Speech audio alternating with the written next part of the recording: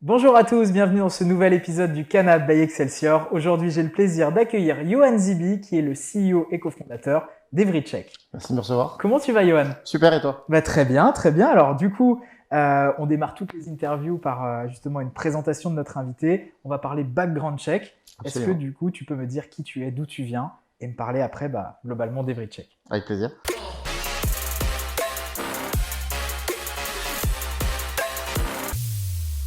Donc, je suis donc Yohan Zibi, je suis l'heureux cofondateur et dirigeant d'Evrycheck. Ok. Historiquement, moi je viens pas du tout du CV ni de l'embauche. D'accord. Je viens de la finance de marché, donc je travaillais à New York, puis à Londres pendant près de 10 ans. Et dans ces pays, on vérifie les CV avant d'embaucher. Donc c'est de là effectivement que tu as été un peu connecté avec ces enjeux-là. Exactement, je trouvais intéressant de développer ça pour l'Europe. Très bien. L'Europe continentale. Ok. Tu avais monté des boîtes avant ou Non, pas du tout. Première expérience. Absolument, premier. Et réussi. On y travaille en tout cas. Ouais. Ça marche, donc modèle anglo-saxon versus un petit peu à installer ça finalement sur le paysage français. Absolument. Il a fallu réadapter, réinventer, il a fallu reprendre complètement. Le grand pari, c'était de savoir si la France, dans un premier temps, puis l'Europe continentale, était prête à ce type de méthode. Ok. Il faut croire que oui. Pour autant, il y a des gens qui ont essayé 10 ans plus tôt qui n'ont pas réussi. Ok. Et alors, on arrive au bon. Peut-être pour celles et ceux qui nous regardent et qui ne savent pas forcément ce que c'est du background check, on peut peut-être un petit peu vulgariser le terme. Absolument. Donc nous, on fait de la vérification de CV. Ouais, okay. Voilà. Background check, ça englobe plein de choses, mais notre activité porte sur la vérification de CV avant embauche et vérification d'éléments factuels. Donc on n'est pas là pour vérifier des capacités ou des traits de caractère, on est là pour vérifier des éléments froids, entre guillemets. Ok, par exemple, par rapport à une prise de référence. C'est une grande différence, justement. Il y a une grande différence entre les deux, c'est pas la même chose. Absolument. La prise de référence, c'est sur le quali. Ouais. C'est sur des techniques, c'est sur des skills, comme on appelle ça. Nous, on n'est pas du tout là-dessus. On est sur un contrôle administratif. Ok, alors justement, contrôle administratif, quel type de contrôle tu mènes sur une opération de background check, par exemple? Alors, avant recrutement, on va vérifier les éléments académiques, donc les diplômes en France ou à l'étranger, et vérifier les éléments de parcours de la carrière. Donc, qu'est-ce qu'il a fait, où est-ce qu'il a fait, est-ce qu'il était vraiment embauché, est-ce qu'il a vraiment démissionné, tous ces éléments-là sur des entreprises en France ou à l'étranger. D'accord. Comment tu récupères ces informations? Alors, c'est un travail en plusieurs étapes. En France, on n'a pas le droit de faire de contrôle de référence sans autorisation préalable du candidat. C'est ça, ok. Voilà, on n'a pas le droit. Et d'ailleurs, les employeurs qui le font qui font les prises de référence sans autorisation sont dans l'illégalité. D'accord. Donc, le premier travail va être de déjà recevoir le CV le plus tard possible dans le process de recrutement. On intervient au moment de l'offre. De là, on va recevoir le CV par l'employeur directement. On va le mettre dans notre système qui va automatiquement envoyer au candidat un email l'invitant à se connecter à notre plateforme. Premier écran, ce sera l'autorisation, sans quoi on n'a pas le droit de travailler. Puis, il va compléter les informations du CV. Sur votre CV, il n'y a pas écrit que vous étiez en CDD, en CDI. Vous n'avez pas écrit si vous avez démissionné ou si c'était une fin de contrat. Donc, tous ces éléments-là, on va en avoir besoin pour pouvoir travailler. Donc, on va collecter le CV, puis on va compléter avec le travail l'intervention du candidat. Et enfin, on va faire notre travail de vérification pour aller chercher la vérité. Ça veut dire que l'entreprise a déjà pris un premier contact avec le candidat, j'imagine. Ah on est plus que là. On est au moment de l'offre. Donc il a déjà fait, il a été déjà casté. Voilà, c'est ça. Il est shortlisté. Il est peut-être sur le point d'avoir une offre et pour être sûr que ce soit... Absolument. En fait, on intervient le plus tard possible parce que comme on va avoir une intervention du candidat, on va lui demander un effort, il faut qu'il ait déjà un pied dans l'entreprise. Effectivement. Sans ça, on va avoir un engagement quand même de son côté et qu'il se sente à l'aise dans la démarche. Il ne faut pas qu'il n'ait pas envie de donner ces informations pour rien. On est d'accord. Donc, il faut qu'on lui dise, voilà, on va faire ton offre, il reste cette étape, et ça nous permet aussi d'étalonner la motivation du candidat. Un candidat qui va remplir rapidement. Ça veut dire qu'il n'a rien à se reprocher finalement. Ou qu'il a très envie d'avoir le job. Il va aller très vite. Et quelqu'un qui va traîner, qui va nous forcer à faire 5, 6, 7 relances, c'est soit qu'il a quelque chose à se reprocher, effectivement, Ok, soit qu'il n'a pas très envie, soit qu'il attend une offre d'ailleurs, d'accord. soit que son engagement n'est pas fou. Donc, du coup, c'est un bon moyen d'étalonner ça. Comment tu vas récupérer le diplôme? Tu repères l'école qu'il a fait, t'appelles finalement. Est-ce que tu fais les. Ce que je veux dire par là, ma question derrière, c'est est-ce que tu fais les opérations à la main par rapport à des informations que tu vois sur un CV ou est-ce que tu as une IA derrière qui. Allez, c'est telle école, voilà. Comment tu récupères les Alors, documents? Comment tu vérifies l'information? aujourd'hui, EveryCheck, c'est vraiment un mix techno-humain. Ok, On a de la techno qui va nous permettre, déjà par le biais de plateformes qu'on a fabriquées, de ranger la donnée, de ouais, l'administrer, ok, la couper en petits morceaux. On va avoir de l'automatisation, du parsing et de la recherche sur des bases de données ouvertes sûres. On ne ouais, peut pas aller chercher sur LinkedIn, par exemple, ouais, jeu ok, déclaratif. ouais, c'est vrai. On peut mettre à peu près ce qu'on veut. Donc on va avoir de la techno sur ces missions-là. Mhm. En revanche, vérifier que quelqu'un a travaillé chez Excelsior, ben, il n'y a pas de base de données qui existe avec les gens qui sont rentrés, Ouais, les gens qui sont sortis, avec les dates exactes, le contrat qu'il avait et comment ça s'est terminé. ouais. Donc on est obligé d'aller chercher au moins une première fois Excelsior avant d'automatiser les recherches. D'accord, Donc ok. on a Et ça, besoin tu le d'humains. fais à la main. Et Exactement. après, ouais, d'accord. Ok. Ça, et donc du coup on a une équipe de vérificateurs qui est en France. Ok. Donc aujourd'hui EveryCheck c'est à peu près 30 personnes, Ouais, j'allais te poser la question après, entre mais Paris et Rennes. super, ok. Entre Paris et Rennes. Et Rennes, c'est quoi? Est-ce que c'est un pôle spécifique à Rennes? c'est vraiment C'est la tous les production. vérificateurs C'est qui la sont. prod, Ah, absolument. d'accord, ok. La prod est à Rennes et le reste est à Paris. Très Donc bien. Rennes va faire les recherches assistées par l'outil qu'on a fabriqué. Ok. Et l'outil va aussi permettre de générer toutes ces informations et les régénérer dans un rapport multilangue. Enfin, voilà. C'est un algo finalement. Il y a plusieurs algos pour chaque Ouais, différents endroits. d'accord. On n'aura jamais d'algo capable de faire toutes les recherches tout seul. D'accord, ok. Tu auras toujours besoin d'avoir On aura l'intervention humaine finalement toujours. pour. Et on en est ravis d'ailleurs, parce Ouais, qu'on ouais. est sur des sujets très sensibles. Bah ouais, Et il y a des nuances de gris et il est important d'avoir de la main savoir les là-dessus. lire. Ça marche. Exactement. Alors justement, dans votre domaine, on parle, ça m'a fait un peu sourire, d'écarts mineurs, d'écarts majeurs. Sur un CV, tu as des exemples par exemple à donner? Un écart mineur, c'est dans le commentaire du vérificateur, ça commencera par annoter que il a fait ça, mais bon, c'est à peu près ça.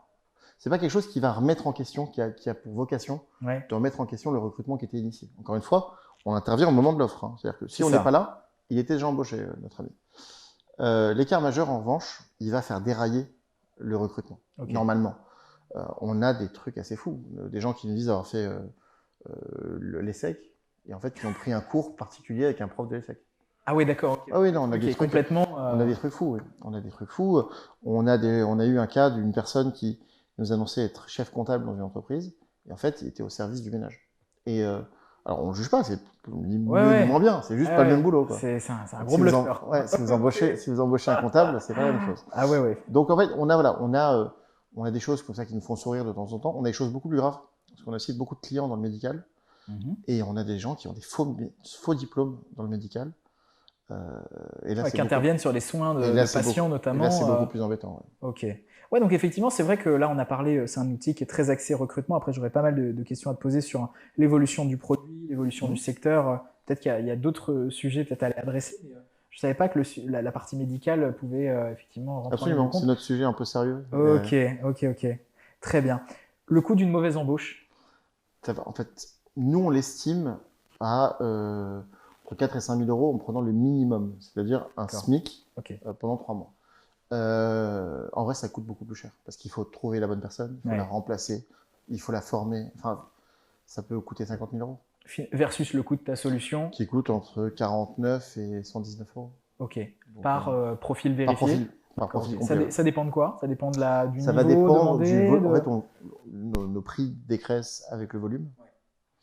Et ça va varier aussi en fonction de la profondeur de la vérification. On fait soit 4 éléments, soit 6 éléments. Tu as donné justement des éléments de business model. Donc effectivement, c'est ça. C'est-à-dire que tu as une facturation par profil demandé.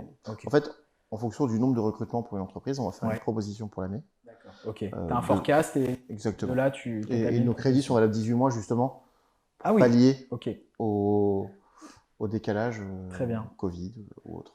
Qui sont tes clients? Sans les nommer, mais quel secteur d'activité? On peut en nommer quelques-uns, mais aujourd'hui, on a une grosse présence dans la banque, le réseau. On a BPCE comme client historique, avec le Crédit Mutuel CIC, Crédit Agricole, enfin, depuis un moment. On a de l'industriel comme Total, comme Total. Ouais. Et aujourd'hui, on a un peu moins de 200 clients. D'accord. De toute taille. Donc on a de la petite PME de 5 personnes qu'on est ravis de servir, Ouais. jusqu'au grand groupe CAC 40. Très bien, très bien, très bien. Alors justement, il y a certainement plein d'évolutions à ton produit. Est-ce que tu vises d'autres secteurs que le recrutement pur? Je ne sais pas, l'immobilier, ce genre de choses. Alors, est-ce que ton... l'immobilier est lancé déjà. L'immobilier est lancé depuis 1 an et demi. Ouais, Aujourd'hui, on a à peu près 1000 agences, ok, enfin 1000 administrateurs de biens qui font appel à nos services ouais. pour recevoir les dossiers, les classer. De locataires ou d'acquéreurs de Exactement. biens Alors, on est là-dessus, sur de la location. Sur de la location. Sur la location. Ok, Donc, on reçoit les dossiers, on les classe, on les range, on les score, et puis on les vérifie. d'accord. Tout ça en 24 heures. Ok, très bien. Est-ce qu'il y a d'autres secteurs que tu envisages ou pour l'instant, finalement, c'est recrutement immobilier? Alors, comment tu vois la suite? C'est quoi le futur de Bridcheck? on a déjà deux gâteaux pas mal à gérer là. Ouais. Ouais, la suite, c'est a priori, c'est la banque. La Ouais. banque pour l'obtention de crédit Ouais, c'est vrai. ou choses comme ça. Et après, on est ouvert. On a aussi des clients qui nous font appel à nous sur du sur-mesure. On a un grand groupe français qui a fait appel à nous pour vérifier des locations saisonnières, pour s'assurer qu'il y avait vraiment, Ah ouais, vraiment les biens existaient vraiment, parce que c'est une fraude assez courante. d'accord, ok. On est ouvert et d'ailleurs, on a dans nos services toujours des propositions entrantes de besoins de vérification. Ok, bon bah écoute, donc là, vous êtes à Paris, Rennes, vous êtes une trentaine. Est-ce que vous avez des concurrents? On a un concurrent historique qui est là depuis plus de 20 ans, Ouais, qui a une grosse empreinte, qui a une collaboration importante avec les banques, avec les écoles, qui d'accord. s'appelle Veris Diploma, d'ailleurs, notre concurrent.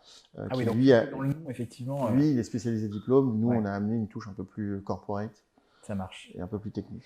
On a fait un bon petit tour du sujet, Johan. J'ai plein de questions à te poser, encore une fois, plus sur toi.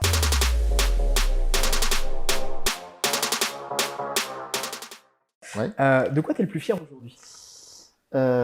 Plus fier, professionnellement, je suis ravi de ce qu'on a fabriqué. On est parti de zéro avec un postulat un peu fou. Il y a des gens qui nous prenaient pour des fous. Et puis aussi un marché qui était peut-être un marché qui était approuvé. Mais bon, le pari a été tenu. On est ravis. Et il y a 9 startups sur 10 qui ne tiennent pas 5 ans. Donc c'est une fierté de passer Rappelle-moi l'année de création. Nous, on a 5 ans. Vous avez 5 ans, donc Ouais, ok, bon bah nickel. On va avoir 6. Vous avez passé le point d'étape. Donc ouais, on est très fiers. Et puis on est très fiers d'employer en France du monde. Ouais. On est très fiers d'avoir des gens qui vivent de cette idée-là. On en est ravis. C'est vrai. C'est une fierté quand tu es entrepreneur et que tu constitues ton équipe. Tes rituels? Le matin, peut-être quand tu arrives au boulot, c'est quoi tes réflexes? Alors, le matin, je bosse, le midi, je bosse, et le soir, je bosse aussi un peu. Ça marche. Mais de moins en moins. Les investisseurs me forcent à déléguer. Les investisseurs me forcent à baisser le rythme. Non, les rituels, on a pas mal de rituels d'entreprise pour garder. On est sur un sujet très sérieux, avec des tâches assez répétitives. Il est important d'avoir une boîte sympa. Ouais, okay. Donc, du coup, on travaille à avoir des rituels, à travailler sur nos valeurs, sur nos visions. Et c'est quelque chose qu'on a pris en 3e, 4e année. On a pris le cap, on s'est inspiré des grandes boîtes. Ouais. Et quand on était 10, on travaillait parfois de révolutionner la roue. Exactement, qui... s'inspirer. Puis on a été assez studieux à apprendre un peu ce qui se fait ailleurs. Très bien. Et quand on était 5, on travaillait comme si on était 10, et puis 10, 50, et puis voilà, on attend la suite. Un conseil à nous donner? Continuez comme ça. Ok, très bien. La personne qui t'impressionne le plus, qui t'a le plus impressionné, voilà, que tu as rencontré, ou voilà, qui t'inspire? Dans le business, il y a beaucoup de monde qui m'inspire. Ouais. Il y a beaucoup de monde qui m'inspire. On est sur des modèles. Enfin, nous, on est sur une boîte on est sur une micro-boîte, il y a un tout petit truc. Et je trouve ça très bizarre de s'inspirer des très très grands. Mais je trouve que Xavier Niel fait un truc assez incroyable depuis 20 ans maintenant. Et qu'il arrive vraiment à changer les codes en permanence, tout le temps. Sur toutes ces activités. Hein. C'est assez, qu'on l'aime ou qu'on l'aime pas, le type ou pas. Je trouve ça assez incroyable d'arriver à être toujours là. Et dès qu'il y a une boîte qui marche et qu'on fouille un peu, il est dans le capital. Et je trouve ça assez incroyable. Donc du coup, moi, je suis très impressionné par ce monsieur. Très bien. Xavier Niel. Quelle est la pire situation à laquelle tu as été confronté? Dans ma vie, je peux pas vous raconter. Mais pro alors? Non, pro, il y a un truc qui me fait rire à chaque fois, c'est qu'on recrute du monde et puis on vérifie le CV des gens qu'on doit recruter. Et là, tu t'es planté sur une vérif. Non, il y en a qui montent. Il y en a qui mentent et on se retrouve à devoir gérer ça. Ok. C'est un peu Tu le fais du comble. background check d'ailleurs pour les personnes que tu Absolument, recrutes chez oui, c'est ça. EveryCheck, du coup, ouais. Et il y en a qui mentent. Et je trouve ça fou. Pour une solution de background check. Ok, Exactement. incroyable. Le comble. Ton plat préféré? Mon plat préféré, c'est les pâtes à la bolognaise. Les pâtes à la bolognaise. Bah Tu oui. les fais toi-même? Mais non. Tu triches. Bah oui. Est-ce que la tech te fait peur? La tech me fait peur. Oui et non. Non, parce que je suis un grand positif et je pense qu'on a besoin de ça pour aller plus loin, plus vite et marcher sur la Lune et sur Mars bientôt. Ouais. Oui, bientôt. parce que ça va beaucoup plus vite que ce qu'on peut imaginer. Moi, j'ai 39 ans, je suis encore un enfant de ce siècle-là. Et j'ai grandi avec la tech et ça va plus vite que nous, en fait. Et ça fait peur de se voir vieillir. C'est vrai, c'est vrai, c'est vrai. Je terminerai par ça. Qu'est-ce qu'on peut te souhaiter? Qu'est-ce qu'on peut souhaiter à EveryCheck? Ouais, une année 2021 plus simple que la 20 Ouais. pour tout le monde. Hein. Nous, on s'en tire bien, donc tout va bien. Mais une bonne année pour tout le monde, des bonnes nouvelles. Bon, bah, en tout cas, longue vie à EveryCheck. Merci encore, merci Yoann, à toi. d'avoir été présent sur cette interview. Merci à vous qui nous regardez en tout cas et qui nous suivez régulièrement. N'hésitez pas à nous suivre sur les différents réseaux Excelsior. On vous dit à très bientôt pour un nouvel épisode du Canap. Salut les amis, ciao!